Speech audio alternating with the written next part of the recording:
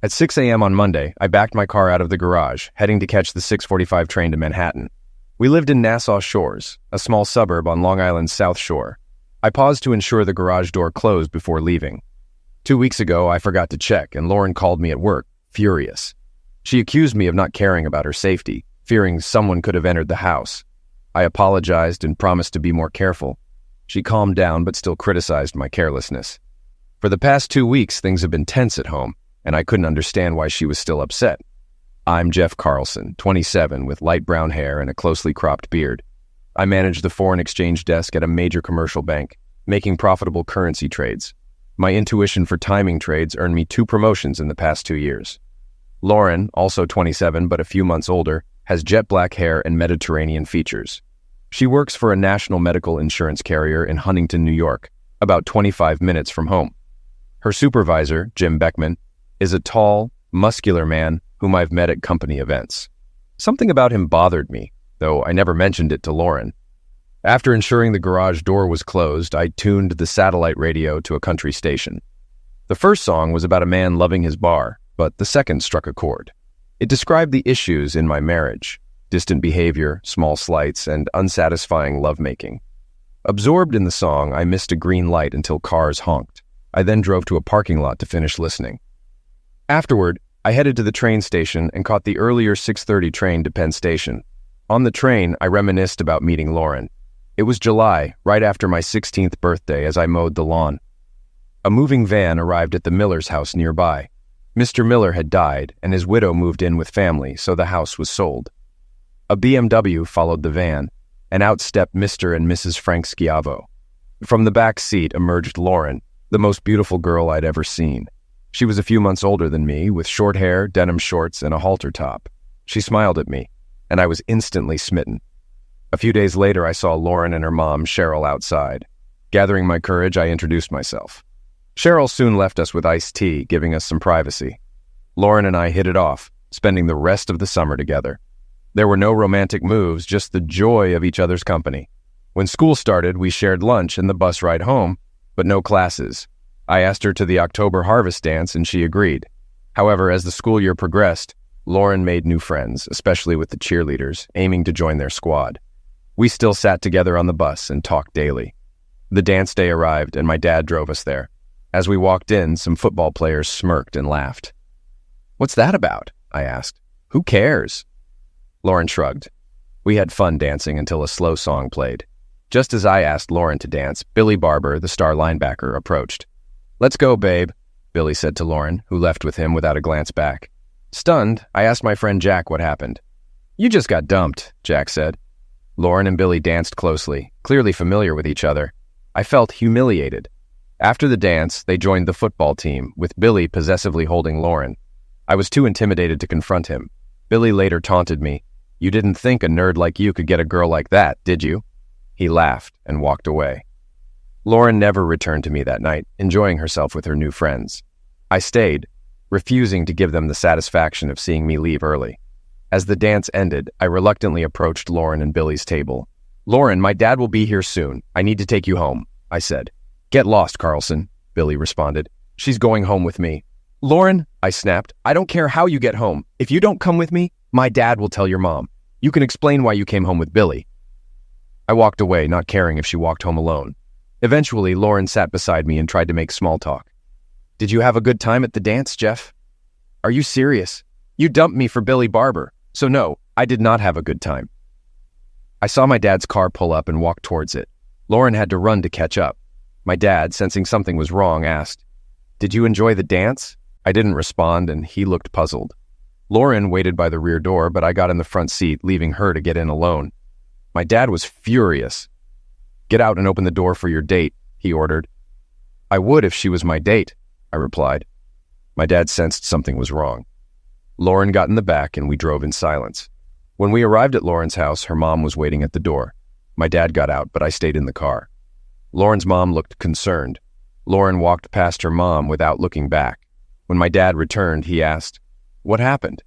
"She found someone she liked better at the dance," I said. "Forget her, son. There are plenty of fish in the sea." After that, I ignored Lauren. She started riding with Billy Barber and joined the cheerleading team. I made the honor roll. After graduation, I went to Wharton on a full scholarship while Lauren started working. My parents threw me a big graduation party and the Schiavos were invited, but not Lauren. When Mrs. Schiavo sat next to me, she said, "I thought you two made a great couple. I'm sorry something happened."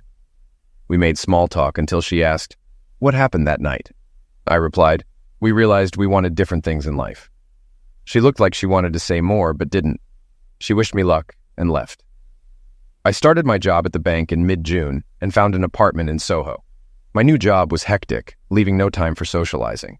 I quickly realized that real-life work was very different from school. It had been 4 months since I saw my parents. One evening, Mom called, inviting me to stay for the weekend.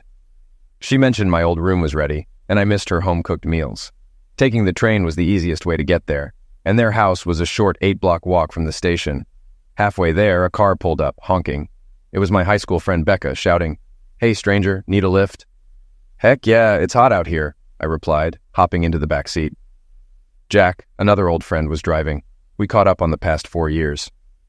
"I didn't know you guys were a couple. How long has this been going on?" I asked. Becca showed me her wedding band. 2 years now," Jack said, smiling. "I had no idea," I replied, feeling a bit sad. "I haven't been a good friend, have I?" "That's crazy," Becca said. "We haven't reached out either. It's just life." "Thanks, Becca," I said, relieved. "It's really good seeing you guys." Jack then invited me to a party at their place the next night. Becca gave him a look that I didn't understand at the time. "Sure, I'd love to." "Are any of our old friends coming?" I asked. "Yes, quite a few," Becca said. "Great, I'll bring some beer. What time and where?" 7:30 at 135 Remsen Street, Jack said, and they dropped me off at my parents' house. I was excited about the party and seeing old friends. At the party, I was chatting with Kenny Carter when I felt a tap on my shoulder and heard, "Hi, neighbor. Long time no see." It was Lauren, looking as beautiful as ever. Memories of her with Billy Barber flashed in my mind. I turned back to Kenny, but Lauren's friend confronted me. "That was rude," she said. "Not as rude as what she did to me," I replied. "Jeff, please. You can't still be mad about that night. It's been 6 years," Lauren said. "I sure can," I fumed, walking away. Becca ran to comfort Lauren while Jack pulled me aside, asking me to apologize to keep peace with Becca. I found Lauren in the kitchen. "Can we talk alone?" I asked. Lauren's friend resisted, but Becca convinced her to leave us alone. After a few awkward moments, I started, "Lauren, I'm sorry for what I said. That night hurt me deeply. Maybe it's time to move on." "No, you're right, Jeff. I acted terribly and deserved what you said. I never apologized. Would you accept my apology now?" "Thank you, Lauren. Yes, I accept." Lauren hugged me, and we kissed passionately. Becca and Jack walked in, with Becca remarking, "I'll be damned. Honey, it looks like you didn't know what you were doing." Jack sighed in relief, then puffed out his chest, saying, "Damn right, and don't you forget it." We all laughed and rejoined the party. Lauren and I started dating, and 9 months later, we were married. The conductor's announcement brought me back to the present. As the train rolled out, I reflected on the past 3 months of my marriage. I was convinced my wife was cheating. It seemed foolish to base this on a country song, but everything fit. My usual intuition was now sounding alarm bells. At the office, Howard Goldman noticed something was off and followed me to my desk. "What's wrong?" he asked. "Nothing," I replied. "Nonsense," Howard said. "I can't let you gamble with the bank's money today. Tell me what's up or go home." I sighed and confessed. "I think Lauren is having an affair." "Are you sure?" he asked. "No, just a feeling," I admitted. "Your feelings are usually right. Don't ignore them." "What are you going to do?" "I'm not sure. I just found out today." "Take it easy. I'll support you. Let me know when you decide what to do." "I don't think you're on top of your game today," Howard insisted. He was right. I let my staff handle most of the work for the next 2 weeks. They seemed to enjoy the freedom. I closed my office door and cried. I couldn't imagine life without Lauren. My sadness turned to anger. Confronting Lauren without proof would be foolish. I needed a plan. After work, I bought voice-activated recorders and placed them around the house and on the phones. By Friday, I had proof of Lauren's betrayal. Their conversation went like this. "Jim, this is Lauren." "Why are you calling me at home?" "What if my wife answered?" Jim Beckman barked. "I'd make up a work excuse. I think we should back off. Jeff is acting funny." "Has he accused you?" "No, but he's cold and distant. Maybe we should cool it for a while." Okay, if you think that's best, Jim said. Then he suggested, I'm going to Miami in 2 weeks. Maybe I can get you to join me. What do you think? I don't know. Jeff might get suspicious. Let me ask Fred. And if he agrees, you can tell Jeff it's a work trip. Lauren laughed. Now I knew for sure. Lauren was planning a week with Beckman. Sadness overwhelmed me, then turned to anger. I needed proof for a divorce. A plan was necessary, but I didn't have one yet. I arrived home from work at 7:30 p.m. after a hectic trading day, with millions on the line and my mind elsewhere. Lauren was cooking dinner. How was your day? She asked, kissing me. Her cheerful demeanor was rare lately. I expected her to mention her business trip to Miami soon. I spent most of my time outside, avoiding her to prevent blurting out my knowledge of her affair. It was tough. Glad you're in a good mood, I replied. I have good news. You go first, she said. My day wasn't great, I admitted. Lauren giggled. I've been asked to attend a seminar in South Beach, all expenses paid at the Victor Hotel. I'll be gone from Friday this week to the following Saturday. Do you mind if I go? She looked at me, trying to gauge my reaction. I saw excitement, but also a hint of sadness in her eyes. 9 days is a long time. Do you have to go? I asked. Mr. Beckman is counting on me. It will be good for my career, she explained. I looked out the front door, knowing our marriage was at a crossroads. I quietly said, If it's important for your job, you can go. When do you leave? Did you say I could go? She asked, surprised. I nodded, unable to speak. Lauren hugged me, saying, Thank you. This means so much to me. I regretted it already. Lauren would leave from JFK at 10:30 a.m. on Friday. I insisted on driving her to the airport, despite her suggesting Beckman could take her. No way. I want to see you off, I said.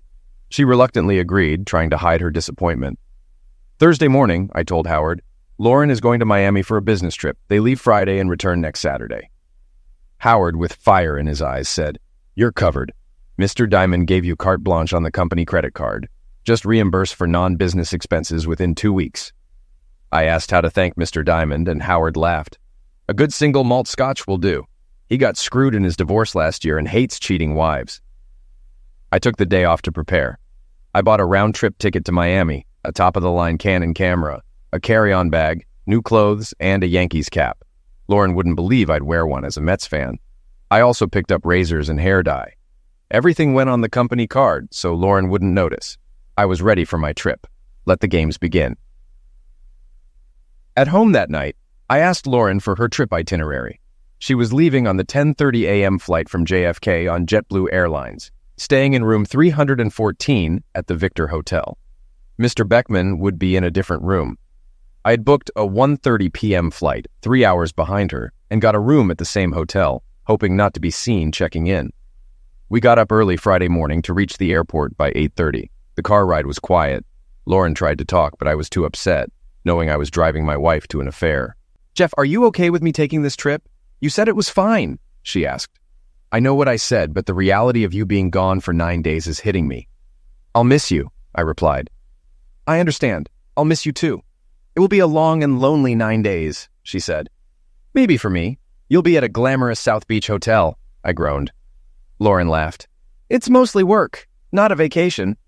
We made small talk and parked at the short-term lot. At the JetBlue curbside check-in, we saw Beckman waiting. Lauren glanced at me to gauge my reaction. Beckman approached, kissed Lauren's cheek, and offered his hand to me. I smiled and shook it, hiding my anger. Lauren, we should get through security. Nice to see you, Jeff. I'll take good care of Lauren, Beckman said. I looked at him and replied, I know what he means, Lauren. I smiled at Beckman and said, Thanks for looking out for her. Their faces brightened, and they headed to security. Beckman went first, and Lauren was about to hand her ID to a TSA agent when I pulled her back. You're leaving without saying goodbye? I asked. Lauren hugged and kissed me. Of course, how thoughtless of me. I hugged her tightly. I love you. If anything happens, I want you to know you're the best thing that ever happened to me. I love you too, honey. I have to go now, she said. As she started to leave, I pulled her back. Lauren, I know I said it was okay, but I don't want you to go. It's not too late. Tell Jim you can't go and come home with me. Jeff, I can't back out now. The tickets are bought and Mr. Beckman needs me. I know I'm being selfish. I just don't want you to go. I need you too.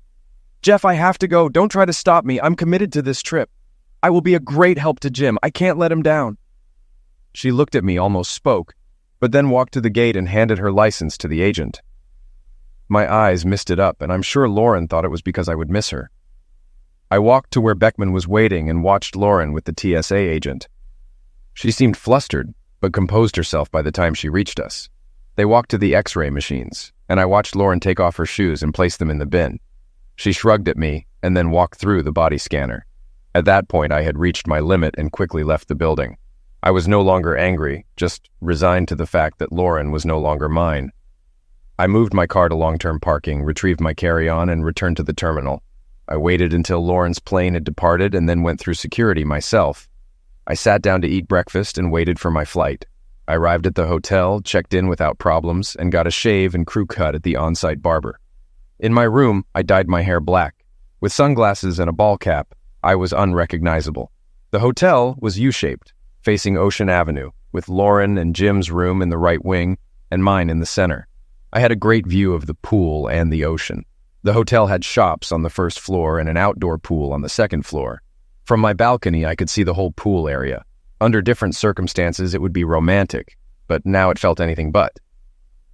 I called Lauren around 8 o'clock. She answered, "Hi, honey. I was worried when you didn't answer at home. Where were you?" "I stopped at a bar with the guys from work," I replied.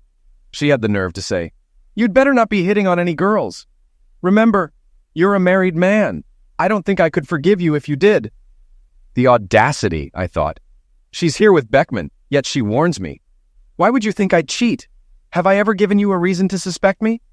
You know I would never do that. I trust you completely, which is why I let you go on this trip. You know that, right? Of course, honey. I feel the same. I don't know why I said that. I know you wouldn't hurt me, she stammered. Listen, Jeff, I'm really tired from the flight. Will you call tomorrow? I'll be in a better mood. Sure, Lauren, we can talk tomorrow, I replied. Good night, Jeff. I love you, Lauren added. Good night, Lauren, I said, and hung up. Did she notice I didn't say I love you? Would she even care? I spent a restless night imagining what was happening in room 314. I awoke at dawn on Saturday. After breakfast in my room, I sat on the balcony. I saw Lauren and Beckman walk to the pool. An idea came to me. I moved 2 large fake plants to the balcony and placed a chair behind them. Then I set up my camera and tripod, hiding the lens among the foliage to watch the pool area unnoticed. Lauren and Beckman were already lounging on chaises and talking. Lauren faced the arm of the U containing their room, wearing a new red bikini that showcased her cleavage and a high-cut bottom that barely covered her. I zoomed in with my camera, but soon realized I couldn't hear their conversation. I needed a solution. After half an hour, I captured the first proof of infidelity. Beckman leaned over, turned Lauren's head, and kissed her. Lauren reciprocated, pulling him in by the neck. They kissed 4 times in the next hour before getting up to leave. As they walked off holding hands, it was clear they were a couple. I turned off the camera and retreated to my room, overwhelmed with sadness. Seeing the betrayal was worse than suspecting it.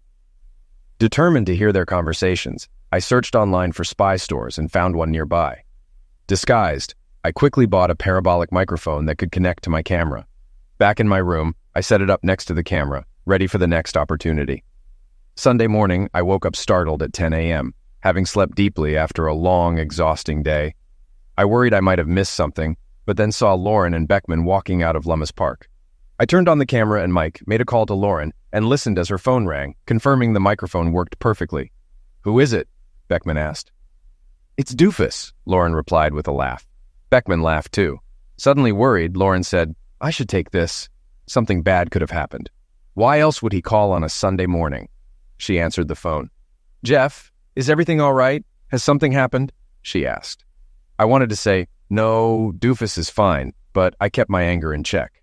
Instead, I said, nothing's wrong, honey. I was lonely and just wanted to hear your voice. It's nice to know you're worried about me. I worry about you all the time, Jeff. It is Sunday morning, and I thought something bad might have happened. You scared the crap out of me, Lauren barked, annoyed. I was fed up with Lauren's attitude. I didn't know I would be such a bother. I was feeling lonely and thought talking to my wife would cheer me up. Sorry to bother you. I hung up before she could respond. It's no bother, she said into the dead phone. I could hear her talking through the parabolic mic. She turned off her phone and walked to a nearby bench. What did he want? Beckman asked. He was lonely and wanted to talk. Why did I snap at him like that? Lauren wondered aloud. Beckman replied, Lauren, we've been having this affair for 6 months. Maybe you're getting tired of him. It might be time to let him go and get a divorce. Then we could be together, without sneaking around. Right, she snapped. And your wife won't mind if we go to your house? We won't have to sneak around anymore, Lauren said sarcastically. Jim, you make $38,000 a year. After Jeff's promotion, he makes almost $200,000. The lovemaking with you is great, but you're not worth losing Jeff's potential. Someday he'll be CEO, and I intend to be there. So no divorce. Besides, you'd never leave your wife and kids. You're right, Beckman replied sheepishly. But we can still enjoy our time here, right? Right, stud? Lauren smiled, taking his hand and walking out of sight. 6 months of cheating, I thought. She was only staying with me for the money. I needed more evidence. Later, I saw Lauren walking to the pool in a tangerine cover-up, with Beckman right behind her. I turned on my camera and mic. Lauren took off her cover-up, revealing no top, and asked Beckman to help with suntan lotion. He eagerly complied, and I recorded everything. A hotel employee approached and asked Lauren to cover up due to guest complaints. Lauren sheepishly put on her cover-up, and they retreated to their room. I checked the camera and felt I almost had enough evidence. If I could get them in action, I'd be done. I didn't call Lauren that Sunday night, and she didn't call me. Monday morning, I woke at 9 a.m., ordered breakfast, and watched from my balcony. At 6 p.m., Beckman stepped onto their balcony in a hotel robe. I aimed my camera and started recording. Lauren came out wearing a similar bathrobe and hugged Beckman from behind. Think you can manage another round, stud? I may need another 30 minutes, she said.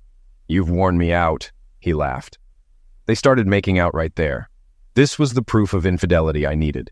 It might not matter in court, but it could influence Lauren's parents and friends. The video was shot in public and would be admissible. After watching them on the balcony, I knew my marriage was over.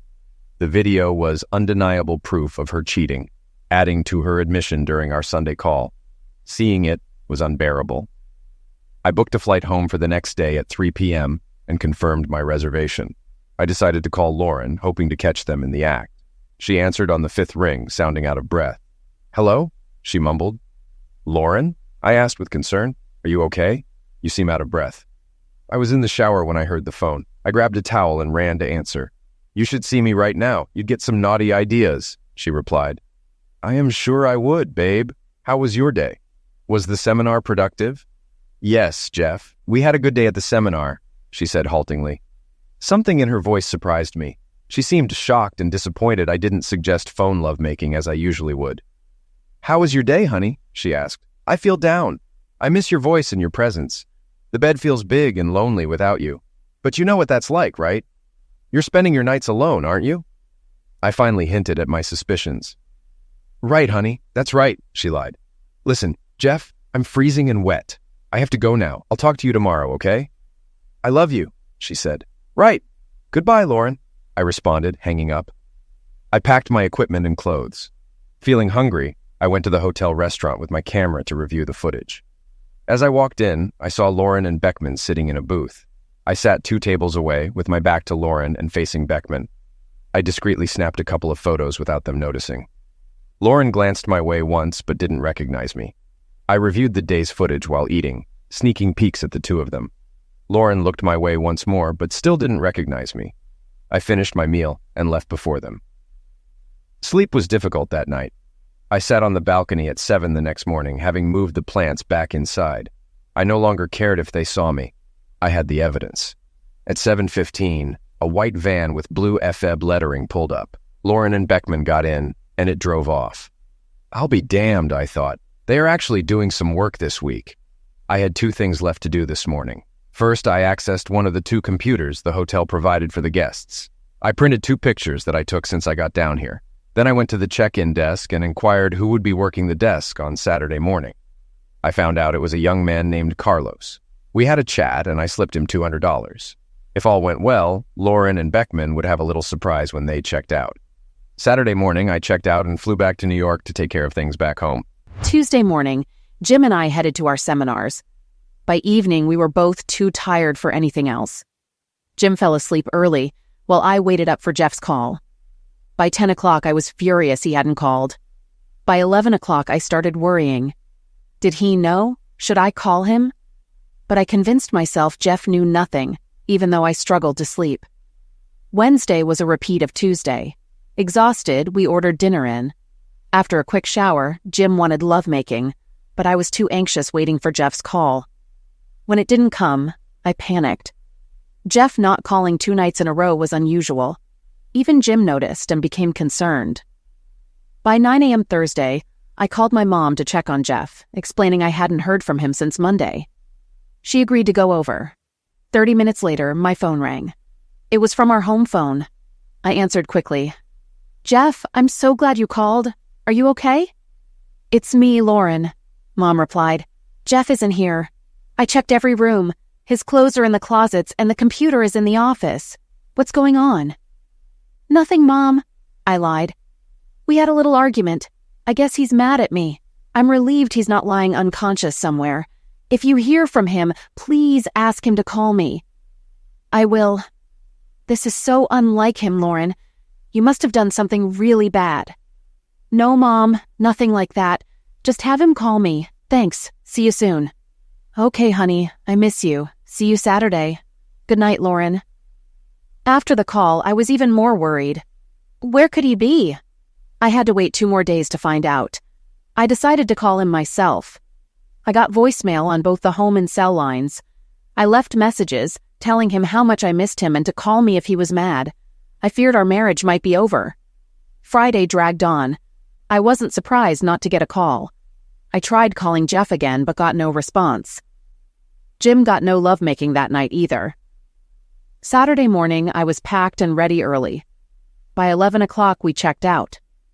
At the lobby, the desk attendant, Carlos, picked up the phone when he saw us and spoke briefly. As we reached the desk, Jim handed over our key cards and credit card.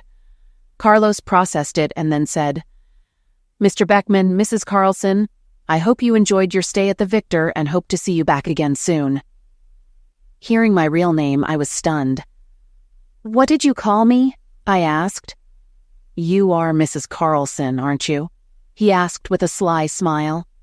"Why do you think that?" I retorted. He placed 2 photos on the counter, one of Jim in the restaurant and one of me sunbathing braless, unclothed by the pool. Carlos explained, "A man checking out asked if I knew the people in the photos. I told him you were the Beckmans. He corrected me, saying the man is Jim Beckman, but the woman is his wife, Lauren Carlson. He was here. Jeff was here. When did he get here?" I asked. Carlos gave me a look I couldn't read. "Let me check." He typed into his computer and informed me, "Mr. Jeff Carlson checked in last Friday at 4 and checked out Tuesday at noon." "Oh my God, Jim! He was here all weekend!" I exclaimed. Carlos turned to me. "You are Mrs. Carlson, aren't you?" "Yes, I am," I admitted, ashamed. "Good. I have something for you." Carlos handed me an envelope. Inside was a note. "Lauren, goodbye, doofus." I felt faint and leaned against Jim for support. He took the note, read it, and whispered, "Let's get out of here."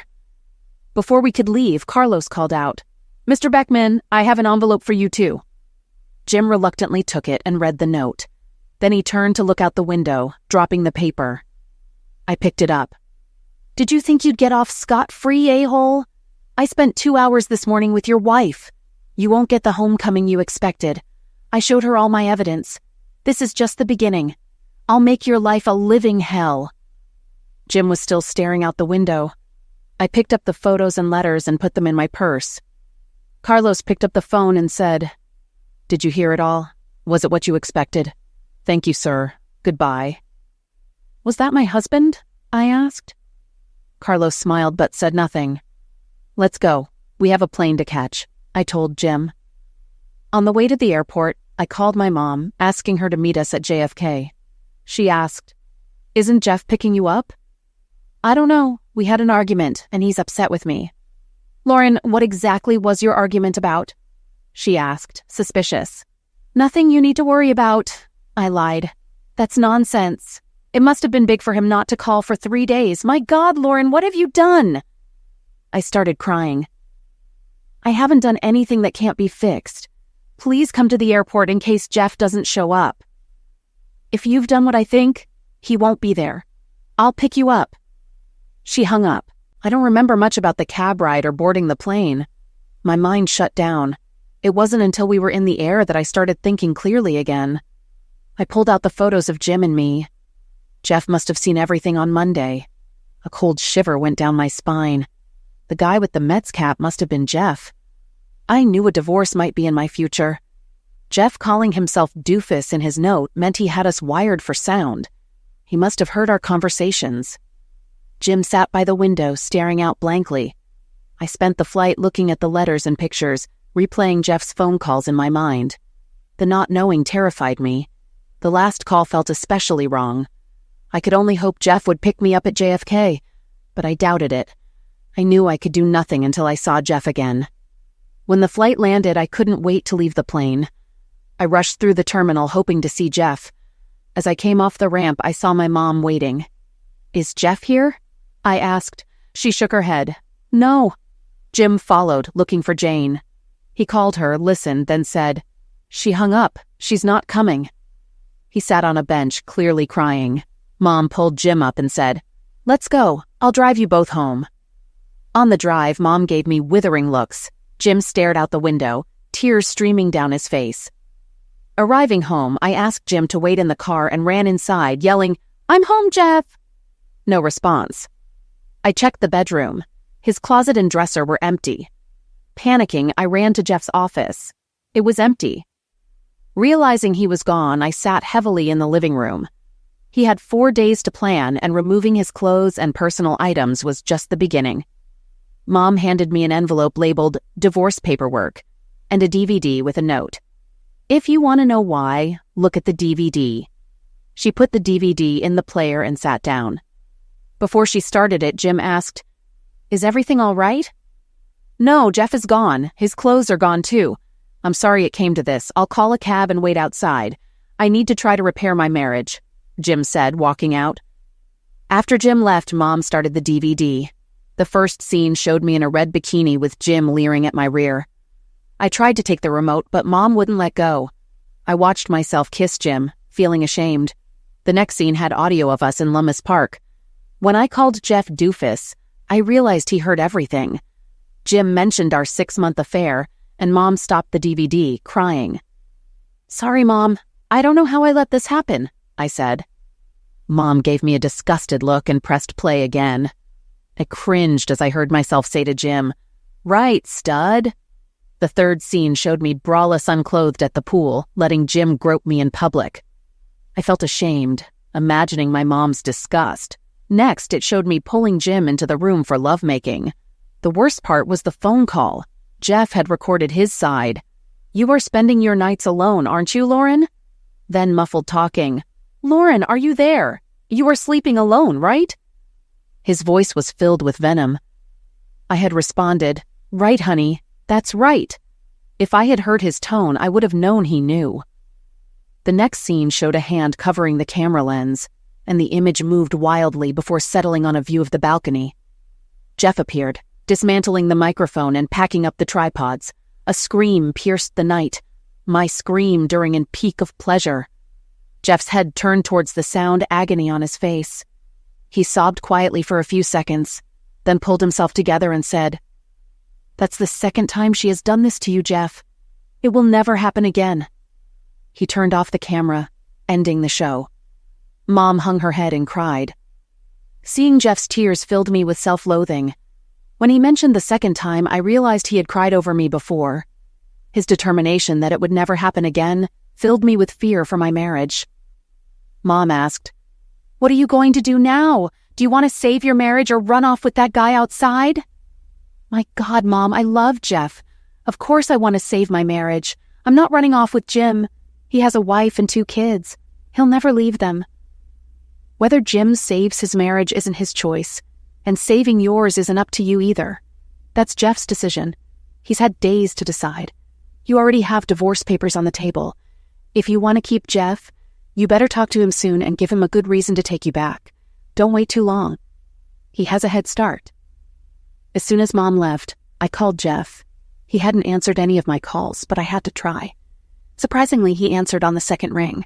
His voice was emotionless, not even angry. "Lauren, what do you want?"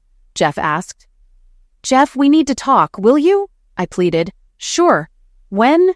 Tomorrow anytime you can, I replied. Okay, tomorrow at 2. Goodbye. His voice was cold and emotionless, as if he had already made up his mind. I knew this wouldn't be easy. The next afternoon, I saw his car pull into the driveway. Instead of the front door, he walked around to the rear. I ran into the kitchen and sat at the table set for lunch. Jeff walked in, surprised to see me. Hi, Jeff. Thanks for meeting me. He nodded and sat, pushing the plate away when I offered lunch. I've already eaten, he said, his expression urging me to start talking. Jeff, I'm so sorry, I began, but he cut me off. I know, you're sorry you got caught or sorry for cheating. Yes, I'm sorry I got caught, but mostly I'm sorry I ever started cheating. The pain I've caused you is tearing me apart. Can you forgive me? Even if you do, I don't know if I can forgive myself. He stayed silent, emotions flickering across his face. Finally he spoke, surprising me. Do you know that in the mornings I would lay in bed and watch you sleep? Or after my shower I'd sit and watch you? I knew. Sometimes I'd catch him, open one eye and say, "What?" He'd smile, laugh quietly, and kiss my forehead. You looked so peaceful, so beautiful to me. I'd gaze at your face, your eyes, every curve. I thought how lucky I was to have you, my guardian angel. But now, the color and light you brought to my life are gone. Since Wednesday, every morning I still smile, thinking how lucky I am to have you, until I remember. Then the pain returns. Every morning I love you a little less, and the pain is not as bad. I realize my mom was right. I waited too long. If I had come home Wednesday night, maybe I could have made a difference. Now it's too late. Jeff has decided on divorce. The last thing I want. Please, Jeff, don't make a hasty decision. I know I've been terrible and don't deserve any consideration, but I beg you, give me a chance to make it up to you. Let me show you I can be the wife you deserve. Please, give me a second chance. I waited for his response, seeing tears in his eyes. A tear ran down his cheek, and I wiped it away with my thumb. I swore you wouldn't make me cry again. Now look at me, he said sadly. Jeff, on the DVD, you mentioned this was the second time you cried over me. When was the first time?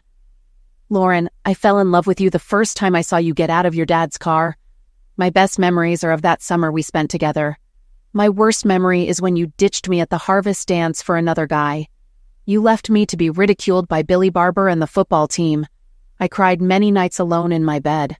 So, Monday night was the second time I cried over you. The tear you just wiped away is the third. I'm sorry, Jeff. I know I keep saying it, but it was just foolish lovemaking. He's gone and I don't care. I will never see him again. All I need is you. I don't know, Lauren. I saw you do things in public. You went braless unclothed for him and let him touch you at the pool. What he said next sent shivers through my body. He shook his head and said, I heard the scream. I know I can't compete with that. I won't compete with another man.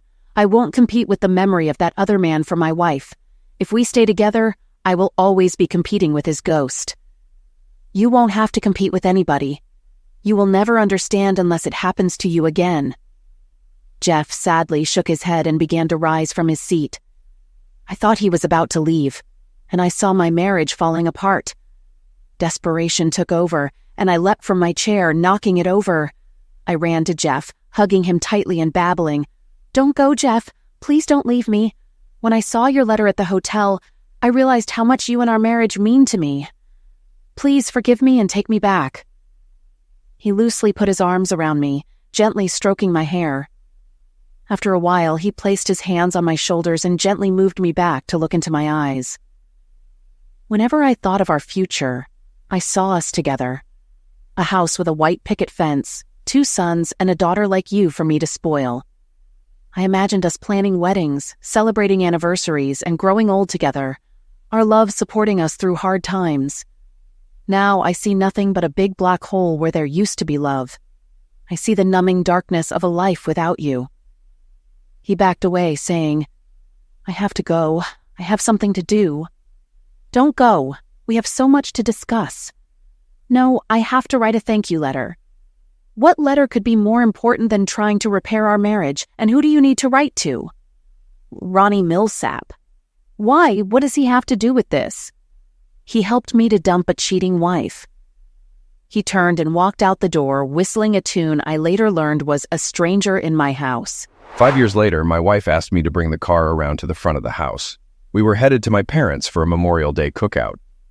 I exited through the back door, passing the newly built tin garage, to the cliff overlooking the beach below, across the Long Island Sound to the Connecticut shore. I no longer lived in the rented house in Nassau Shores, but in the old town of Muttontown. Turning back to the garage, I had to choose which car to take to my parents' home. My eyes settled on garage number 5. I clicked the remote and watched as the door lifted to reveal my newest acquisition.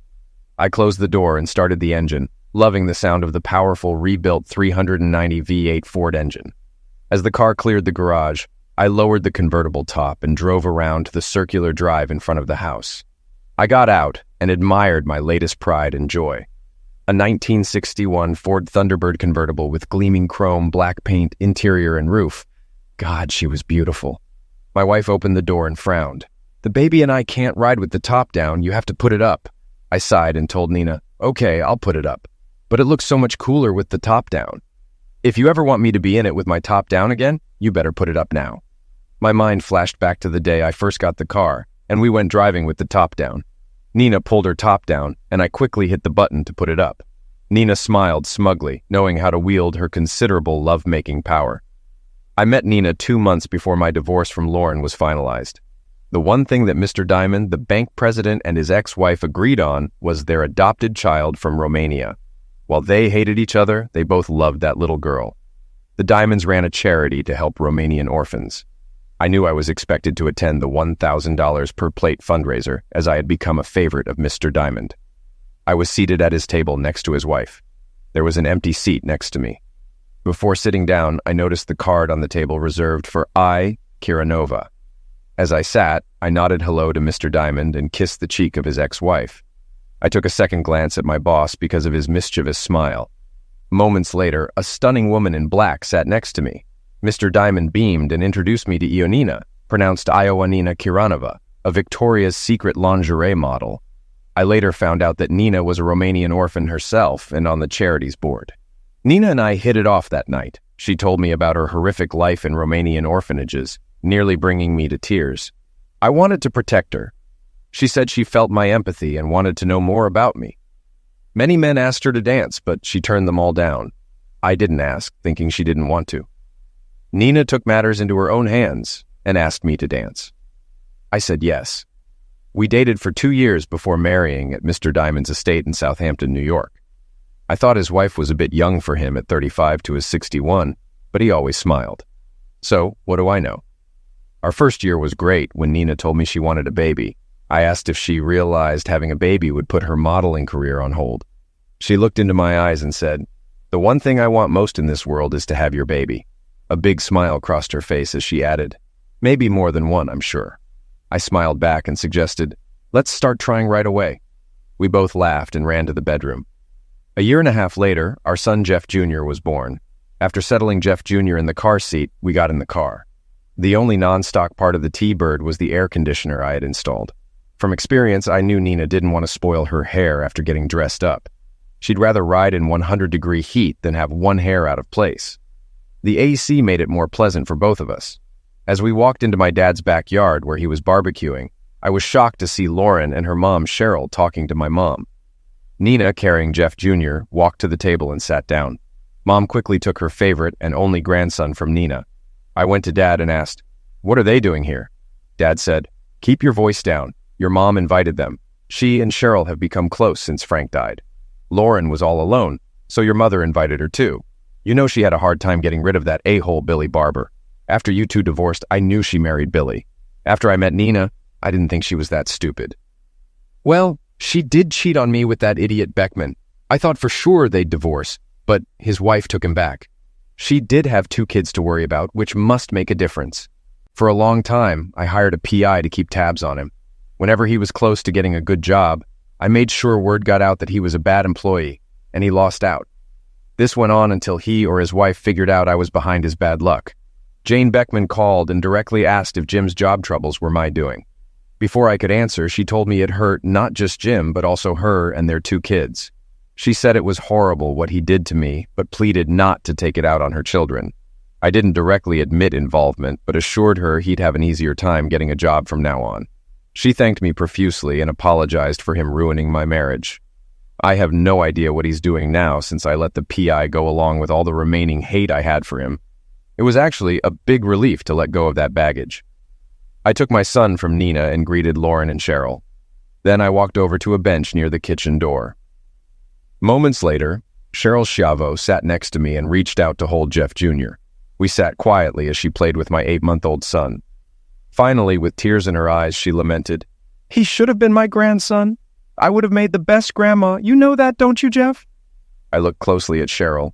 She had aged over the last 5 years. I knew our divorce had been hard on her. She always liked me and was thrilled when Lauren and I got married. "I know you would have, Mom. You were a great mom to Lauren, and I know you would have been the best grandma, too."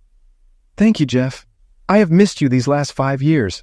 Oh, and congratulations on your promotion at the bank. Your dad tells me you're now in the number 2 position." Yes, Mr. Diamond finally retired with some pressure from the board. They moved Howard Goldman to the top spot, and he made me the executive vice president in charge of operations. Basically, if I keep my nose clean, when Howard leaves, I should move up to president. "Jeff, Lauren wanted to talk to you but was afraid to come over. Can I tell her it's okay?" "Sure, Mom. It's been 5 years. I'm sure we can talk civilly." Cheryl went back to the table and spoke to Lauren. Before she could get up, Nina came to me and said, "Be gentle with her, Jeff. She's very fragile. Don't upset her." I nodded. Nina walked away as Lauren approached. "Hi, Jeff. You look good." "Hi, Lauren. So do you." "Nina is beautiful, Jeff, inside and out, and a good person. I can tell." "Thank you. I've been lucky to have 2 beautiful wives." "That's not true. I may have been attractive outside, but inside, not so much." "That's not true. You're beautiful inside and out. You got blinded by Jim Beckman. I'm sure it was something I did to push you away." "That's really not true. Do you remember what I did at the dance with Billy Barber? What did you do there?" "No, it was me. There's something inside me that screws up all the good things, something that's not so pretty. Let's change the subject. Mom tells me you got another promotion at work. I always knew you'd rise to the top." "Well, good things have happened to me in the last 5 years." I looked at Nina and smiled. When I turned back to Lauren, I saw she looked at Nina too. She turned to me and smiled. "Jeff, there's one thing I need to clear up from that time 5 years ago." I hadn't wanted to go there, but she brought it up. "It was the phone call where I called you a doofus. I want you to know that was the first time I ever called you that. To this day, I don't know why I did it. That's not why I brought that day up. It's about what I said to Jim about you. I told him you'd be president of the bank and how much money you made. I realized it sounded like I only wanted to be with you for the money. That's not what I meant at all. I knew you'd be a success. I was always so proud of you. I just wanted to share in your accomplishments. It was never about the money. Please believe that." When I first heard it, I was sure it was about the money. It wasn't until I let Nina hear what you said. She suggested I misunderstood. She thought that from the look on your face, you were bragging about me to Jim. It made me feel better about you. I think that's when I started to forgive. Then there's one more thing I need to thank you for." "What's that?" "What you did for Jane Beckman. She called me crying about what you'd been doing to Jim. She asked me to call you, but I told her it would be better coming from her. I gave her your number at the bank. She called to tell me that Jim finally got a job that could support them. She wanted me to thank you for her. I'm glad it turned out well. I never thought about her or the children. I'm glad it's over." I stood up and hugged Lauren as we walked to the table. Lauren was crying happy tears and Nina was smiling happily at me. We sat at the table and enjoyed the day. On the ride home that night, the convertible top was up, but Nina had her top down. It turned out to be another wonderful day.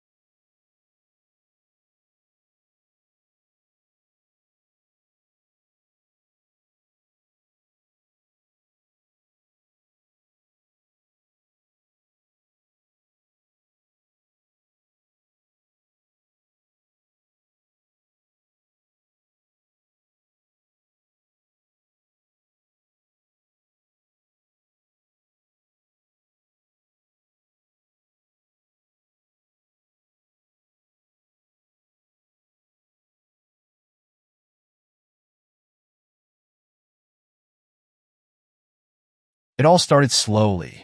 You know how it is, small things, nothing too alarming at first. Elizabeth, my wife of 6 years, began acting off. At first, I tried to brush it off. Maybe it was work stress. We all go through phases, right? But then those small things started piling up, and I couldn't ignore them anymore. She'd leave for work earlier than usual and come back late, claiming there were extra meetings or deadlines. I'd be sitting there, waiting for her to come home, and when she finally did, she'd barely acknowledge me. She was always glued to her phone, her face lit up by the screen while I sat across from her, feeling invisible. The laughter that used to fill our house gone, replaced by cold silence. I'm not proud of it, but one night, curiosity got the better of me. She'd left her phone on the kitchen counter, and as I was cleaning up, I noticed a message pop up. It was a short one, something like, "Can't wait to see you." My heart sank. I wasn't supposed to see it, but I did. The smile on her face when she read that message. I hadn't seen her smile like that in months. Not around me, at least. That's when the doubts started to creep in. At first, I tried to convince myself that it was nothing. Maybe a friend from work. Maybe a harmless conversation. But the anxiety, it grew like a poison, eating away at me day by day. The change in her behavior wasn't just in my head. There was something else going on, and I couldn't shake the feeling that it wasn't good. I started paying more attention to her. The little details that I hadn't noticed before suddenly became obvious. She changed her phone password, which wasn't a big deal, but why the secrecy all of a sudden? We used to be open about everything. We'd share our days, our thoughts, even stupid little memes. But now, nothing. The affection that used to flow so easily between us was gone. Every attempt at intimacy was met with a cold shoulder or some excuse about being too tired. I tried to chalk it up to stress or maybe something personal she wasn't ready to talk about, but that excuse wore thin after a while. The distance between us grew, and I found myself lying awake at night, staring at the ceiling, wondering where it had all gone wrong. And then came the rumors. You know how mutual friends can be. Sometimes they mean well, but when you hear something like, "Oh, I saw Elizabeth having lunch with that guy from her office," it sticks with you. The same guy, over and over again. I didn't want to believe it at first. Hell, I didn't want to be the paranoid husband who thought every interaction was something more. But when the same name kept coming up in different conversations, I couldn't ignore it anymore. I felt like I was going crazy. There was no way I could just come out and accuse her. What if I was wrong? What if I was just imagining it all? But what if I wasn't? That's when I turned to Sophie. Sophie lived next door. We'd been neighbors for years, and she was always a friendly face. She'd gone through a rough divorce a couple of years back, so I figured if anyone could give me some perspective, it was her. We were having coffee on my porch one afternoon when I brought it up. I didn't dive right into it. I'm not that blunt, but I kind of danced around the subject, mentioning how Elizabeth had been distant lately, how I wasn't sure what to think. Sophie didn't say much at first, just listened. Then she hit me with a question that stuck with me. "Do you trust her?" I remember being quiet for a long moment. The truth was I didn't know anymore. I wanted to, but that seed of doubt had already taken root, and no matter how much I wanted to believe it was nothing, I couldn't. Sophie, being as perceptive as she is, didn't mince her words. She told me that she'd seen situations like this before, where things change and people start hiding parts of their lives. She didn't flat out say Elizabeth was cheating, but she didn't rule it out either. Instead, she told me to keep an eye on things, to pay attention to the details. People who've got nothing to hide don't hide anything, she said, and damn if that didn't hit hard. I spent the next few weeks being more careful. I wasn't going to blow up my marriage over rumors and suspicions without solid proof. But I watched. I waited. Every little thing she did, every late night, every message she quickly hid on her phone, it all felt like a piece of the puzzle. It's weird because the more I watched, the more it felt like I was drifting away from her emotionally. Like I was already preparing myself for the worst. I'd catch her laughing at something on her phone and wonder, is that for me or for him? And every time she kissed me goodnight without even looking me in the eye, I could feel the knot in my stomach tighten. Sophie and I talked more often during this time. She became my sounding board, the person I could vent to without judgment. She never pushed me one way or the other, but reminded me that I wasn't crazy for feeling the way I did. I wasn't overreacting. I wasn't imagining things. One night, After too many beers, I spilled everything to Sophie. I told her about the message I saw, the rumors, the coldness at home. I felt like an idiot for not confronting Elizabeth directly, but I didn't have the guts. Sophie didn't laugh. She didn't tell me I was stupid. Instead, she leaned in and said, "John, you need to find out for sure. Don't drive yourself mad over this. But be careful." And so, I became the detective in my own marriage, trying to piece together a puzzle I wasn't even sure existed. After that conversation with Sophie, things escalated quickly. It wasn't like I had planned for this to happen, but once the seed of doubt was planted, I couldn't just sit there and let it grow wild. I needed answers. I couldn't keep living in this weird limbo where I was constantly second-guessing everything Elizabeth did. It was driving me crazy, eating me alive from the inside out. Sophie had a way of making everything seem so normal, like it was totally reasonable for us to start keeping tabs on my own wife. I didn't even feel guilty about it, which, looking back now, maybe I should have. But when you're in the thick of it, when you're convinced your wife is sneaking around behind your back, guilt takes a back seat to survival. We started small. I didn't want to come off as paranoid or desperate, so the first step was to keep an eye on her phone. Every now and then, when she'd leave it lying around, I'd pick it up, scroll through her messages, check her social media. It's insane how quickly people forget that their phones are a window into their private lives. But Elizabeth was smart, smarter than I gave her credit for. Her messages were clean, too clean. No signs of anything suspicious. If she was talking to someone, it wasn't happening in her regular chats. Probably using some encrypted app or deleting everything right after. I don't know what frustrated me more, knowing that she was hiding something, or not being able to prove it. That's when Sophie suggested we take things up a notch. "You can't just wait around for her to screw up," she told me one evening as we sat on my porch. It was late, and the moon was hanging low in the sky, casting this eerie glow on everything. "You need to start tracking her movements. Be smart about this." At first, I thought she was joking.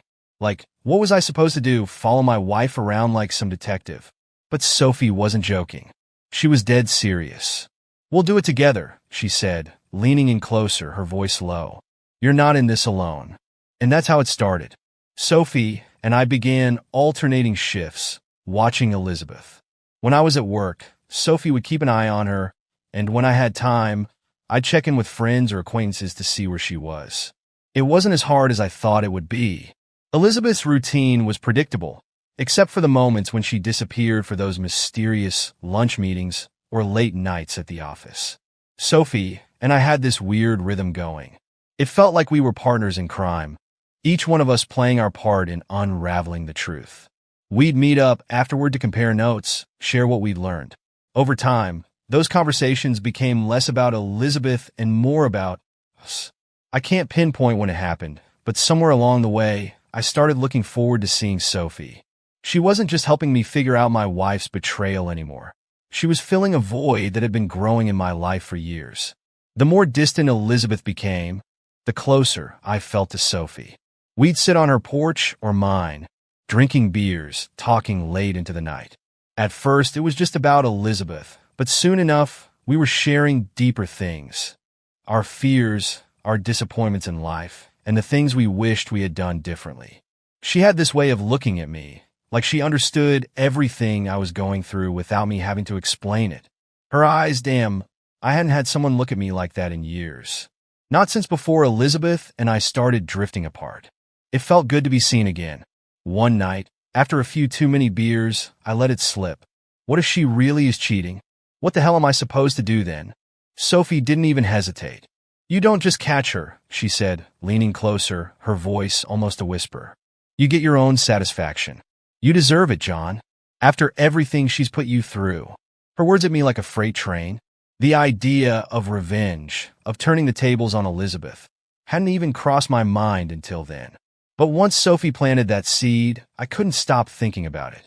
Why the hell should I be the one sitting here, tortured by her betrayal, while she's out there living her best life with some other guy?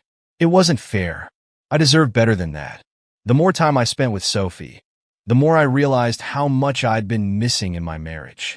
It wasn't just about the sex, though let's be honest, that had been lacking for a long time, but about the connection, the intimacy. I hadn't had someone listen to me, really listen to me, in years. Elizabeth was always too busy, or too tired, or too distant. But Sophie? She was there, fully present, and I found myself getting lost in those late-night conversations, in the way she looked at me, touched my arm when she laughed. And yeah, I'll admit it, there was a part of me that liked the danger of it all. The thrill of sneaking around, not knowing what would happen next. It was intoxicating. We didn't just spy on Elizabeth anymore. We planned. We started mapping out the times when she'd be out, piecing together her routine, looking for patterns.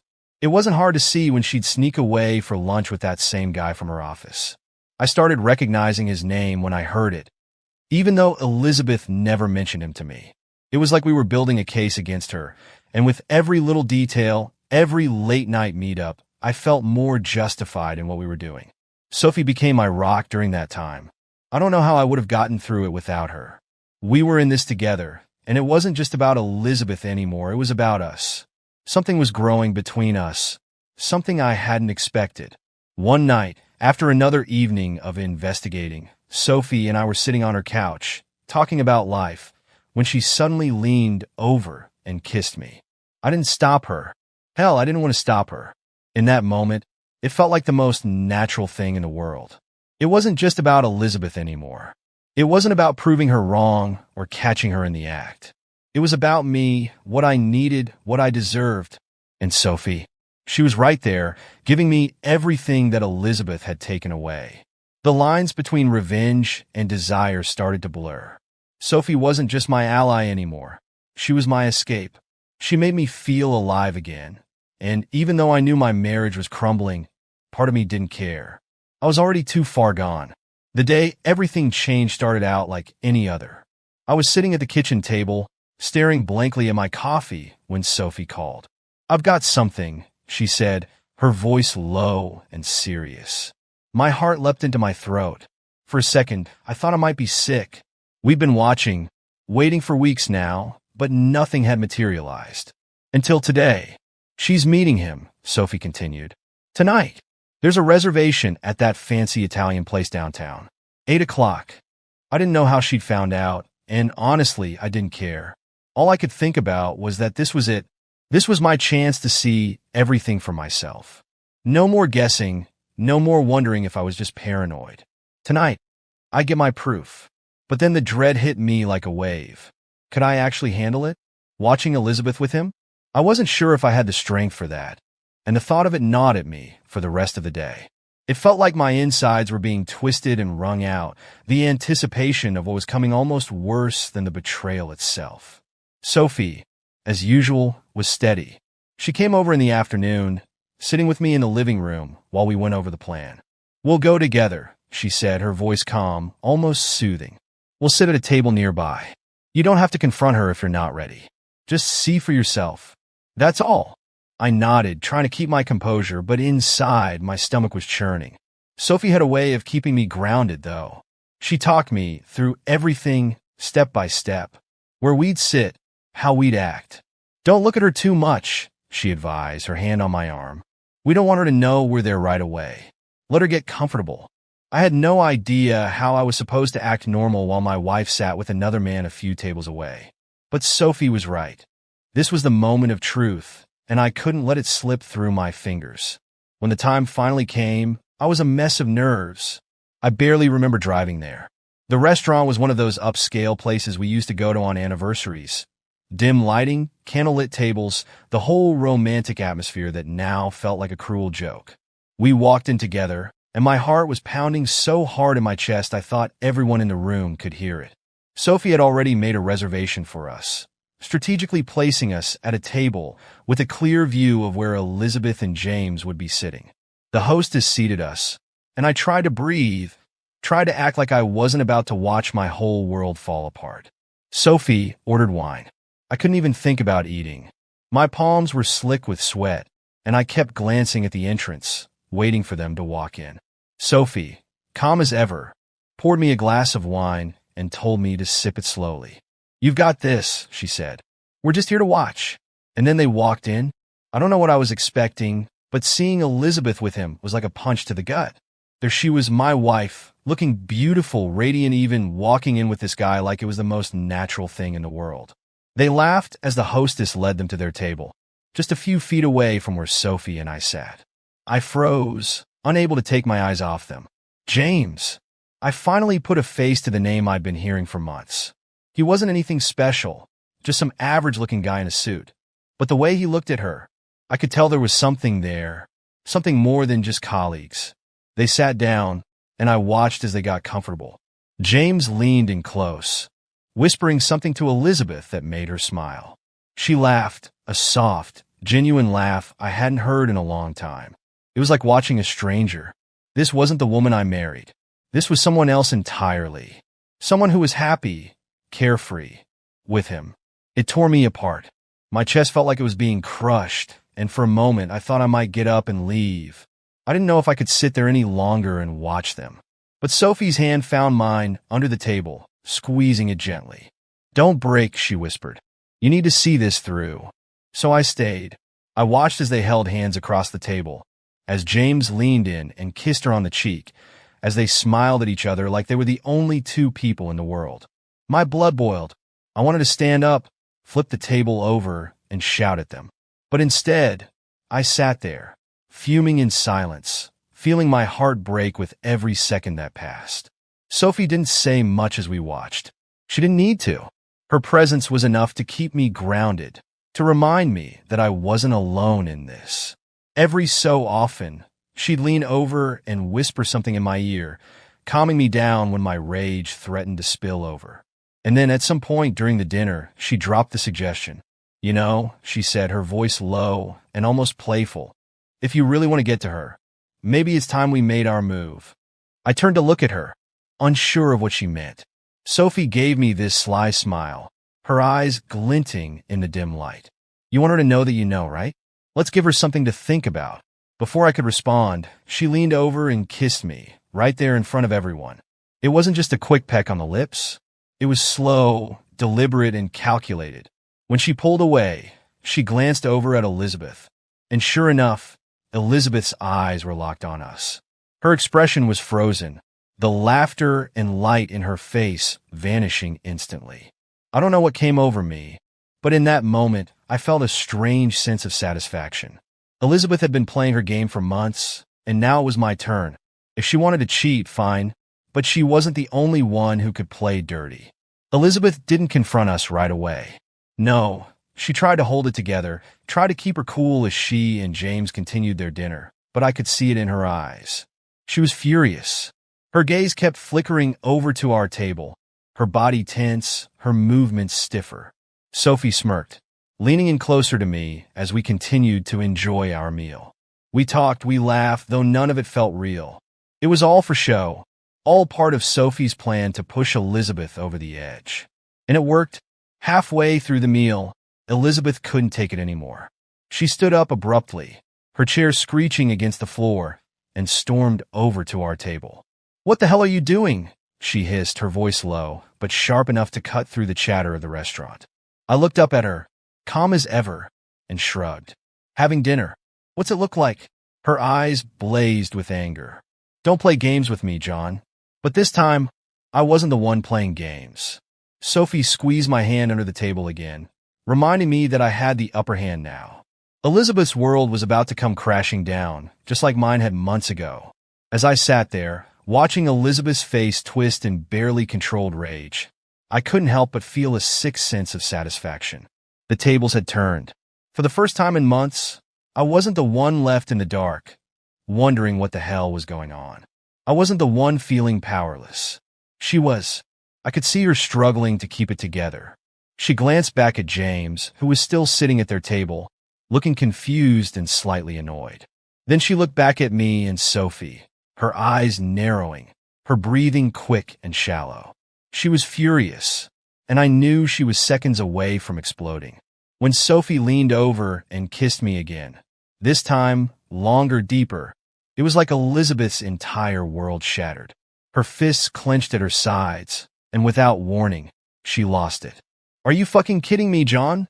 she screamed, her voice cutting through the quiet hum of the restaurant. Heads turned. Conversation stopped. Suddenly, Every pair of eyes in the room was on us. I could feel the tension thick in the air, the anticipation of what was about to unfold. I didn't respond right away. I just sat there, letting her words hang in the air, watching as she came unglued in front of everyone. It was surreal, almost like I was watching it happen to someone else. Sophie sat back, calm as ever, a satisfied smirk tugging at her lips as she sipped her wine, completely unfazed by the chaos. Elizabeth took a step toward our table, her voice rising even louder. "You sit here," kissing her, "while I'm with James. Are you seriously that pathetic? You think this makes you any better than me?" I finally met her gaze, my voice steady as I spoke. "No, Elizabeth. This isn't about being better.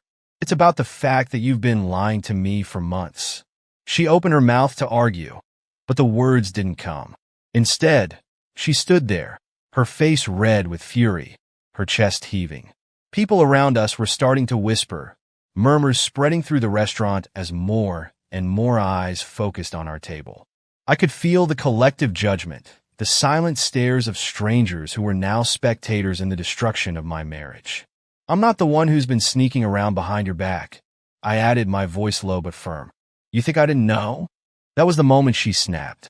"You don't get to play the victim here," she yelled, slamming her hands on our table. Glasses rattled, and a couple sitting nearby flinched in surprise.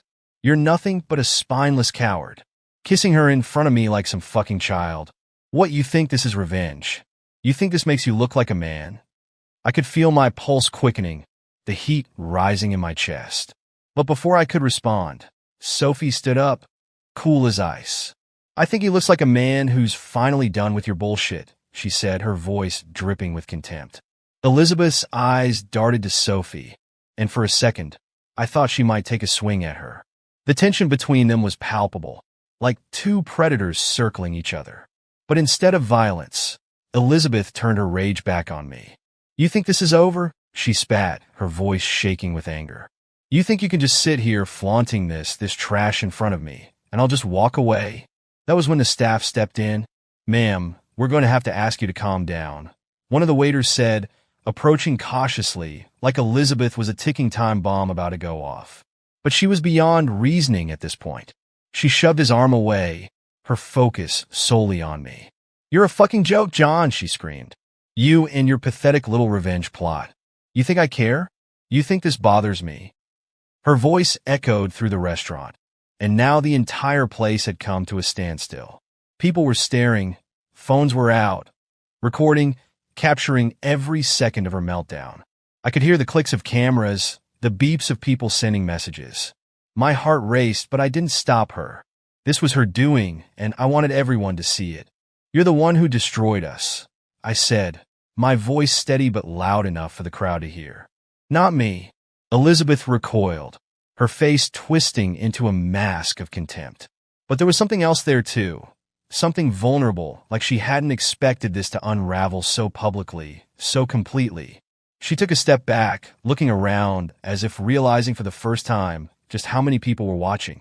And then, like a switch had flipped, she turned and stormed out of the restaurant, pushing past the waiters, past James, who sat there in stunned silence. She didn't even look back as the door slammed behind her. For a moment, the room was dead silent. Then slowly, the whispers started again. People murmured, some laughing, others shaking their heads. The waitstaff tried to restore order, apologizing to nearby tables, but the damage was done. As Sophie sat back down, she smiled at me, raising her glass. "To new beginnings," she said, her voice soft but full of satisfaction. I sat there, my mind reeling from everything that had just happened. I wasn't sure how to feel. Part of me was still in shock, but there was another part, a darker part, that felt relieved, almost satisfied. Elizabeth's public breakdown was a confirmation of everything I had suspected. There was no going back now, but the fallout wasn't over. Not by a long shot. The next day, I woke up to my phone buzzing nonstop. At first, I thought it was just the usual emails, messages.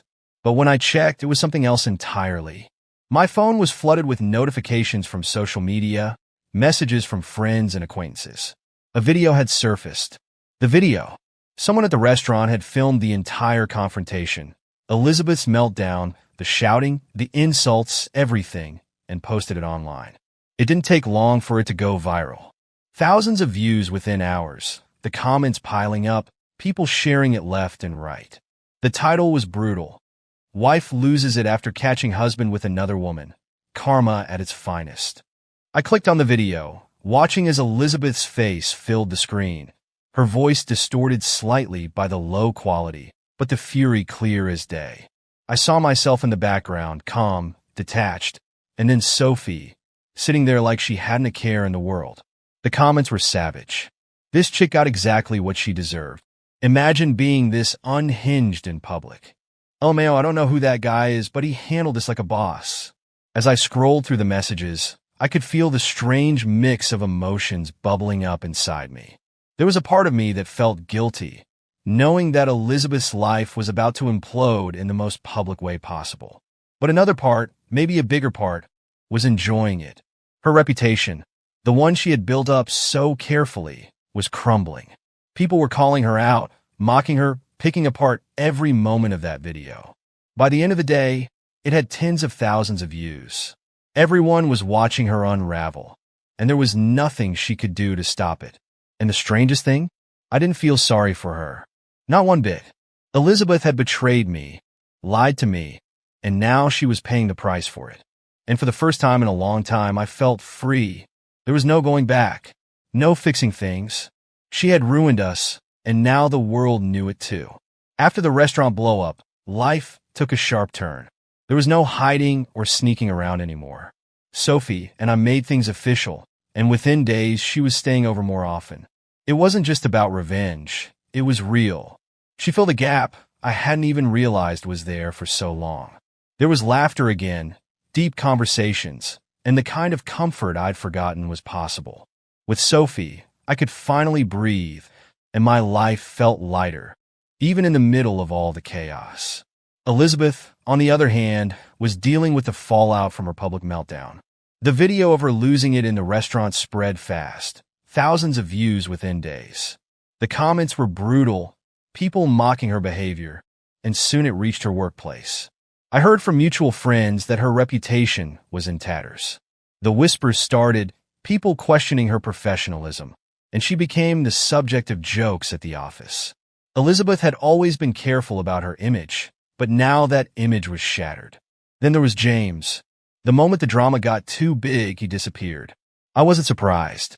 He didn't want to be associated with her anymore, especially after the video went viral. He ghosted her, leaving her to clean up the mess on her own. She tried to reach out to me, though. At first, it was just a few texts. Simple, vague things like, "Can we talk?" or "I miss you." I didn't respond. Then came the apologies, the confessions that she'd made a mistake, that she wanted to fix things. It was too little, too late. One day, she showed up at the house. I opened the door to see her standing there, looking broken, her eyes red, her face pale. She looked like someone who hadn't slept in days, barely holding it together. "John, please," she begged. "Can we talk? I messed up, I know I did, but we can fix this." I just stared at her. The woman standing on my porch wasn't the confident, put-together Elizabeth the first once knew. She looked desperate, pathetic even. "There's nothing left to fix," I said, my voice cold. I didn't feel angry anymore. Just done. Her eyes flicked to the inside of the house, and that's when Sophie walked into the room, casually putting an arm around me. Elizabeth's face dropped. She knew it was over then. The tears stopped, her expression hardening. Without another word, she turned and walked away, and just like that, the last bit of hope she had was gone. After that, Elizabeth didn't try contacting me again. The text stopped, the calls stopped. She was on her own. From what I heard, things weren't going well for her. Her job was in jeopardy, her friends were keeping their distance, and James had completely ghosted her. The life she had built was falling apart, all because of her own choices. Meanwhile, my life with Sophie was solid. She wasn't just someone I'd teamed up with to get back at Elizabeth. She was someone I genuinely cared about. We built a life together, and it felt right. It was easy, it was fun, and for the first time in years, I felt like I had something to look forward to again. Elizabeth was just a memory now, a part of my past that I'd finally left behind. And as I moved forward with Sophie, I realized how much better off I was without her. It's funny how things work out, isn't it? If you'd asked me a year ago where I saw myself, I never would have guessed it would end like this. Sitting here now with Sophie by my side, I've had a lot of time to think about everything, about how far things went, about the choices I made, and about the man I became in the process. Revenge was never the plan, at least not in the beginning. I just wanted the truth.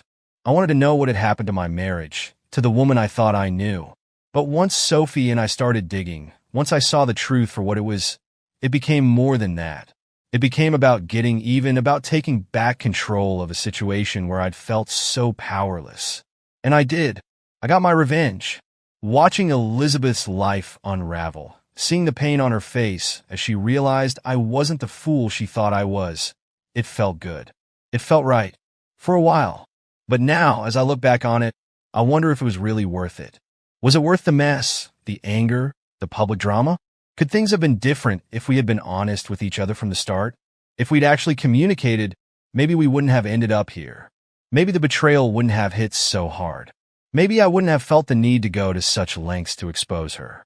But life doesn't work like that. We made our choices, and we're both living with the consequences. Elizabeth, I think about her sometimes, not in a way that makes me miss her, but in a way that makes me wonder if she's learned anything from all of this. The last I heard, she was still trying to pick up the pieces of her life. She's alone now, struggling to rebuild her career, her friendships, her reputation. I guess part of me does feel a little bad for her. Not because she didn't deserve it. She did, but because I know what it's like to lose everything you thought was solid. There's no satisfaction in knowing she's suffering, not anymore. The satisfaction came in the moment, when the video went viral, when the whispers started at her office, when her lover James ghosted her like she was nothing. But now, I moved past it. The anger, the resentment, it doesn't have the same hold on me that it used to. I've found something better, something real with Sophie. And that's what matters. Sophie, she's been my anchor through all of this. What started as a bond over shared pain turned into something much deeper. She's not just the woman who helped me catch my wife in a lie. She's the woman who's given me a new reason to look forward to life again. With her, I don't have to pretend. There are no secrets, no hidden agendas. Just us moving forward, building something new. It's strange how betrayal can open up possibilities you never imagined. If Elizabeth hadn't cheated, if we hadn't gone through that mess, maybe I'd still be stuck in a loveless marriage, blind to the fact that I deserve more. Sophie showed me that. She reminded me that life doesn't have to be about pain and resentment. It can be about growth, about finding someone who truly sees you, who makes you feel like you matter. I think that's what I'll carry with me from all of this. Not the revenge, not the satisfaction of watching Elizabeth's life fall apart, but the realization that sometimes you have to go through hell to find your way back to happiness. It wasn't pretty, and it sure as hell wasn't easy, but I came out the other side stronger. Wiser, maybe. I learned that I can't control what people do, but I can control how I respond to it. And I chose to move on, to let go of the bitterness, and to embrace the new chapter of my life. As for Elizabeth, I don't know where she'll end up. She's still out there trying to fix what she broke. Maybe she'll find a way to put the pieces back together. Maybe she won't. Either way, it's not my problem anymore. I'm done looking back. The last time I saw her, standing on my porch with tears in her eyes, I realized something. She wasn't the villain of my story. She was just another flawed person, like me, who made terrible choices. We both did. But the difference is I've learned from mine. I've moved on. She's still stuck in the consequences of hers. So here I am, sitting in my house, no, our house with Sophie. The woman who helped me through the darkest time in my life is now the light I never knew I needed. We've built something good, something strong. And as I look toward the future, I can't help but feel like I've finally found my peace. It's funny, isn't it? How life throws curveballs at you when you least expect it. But sometimes those curveballs lead to something better. And for the first time in a long time, I'm not looking back in anger or regret. I'm just looking forward,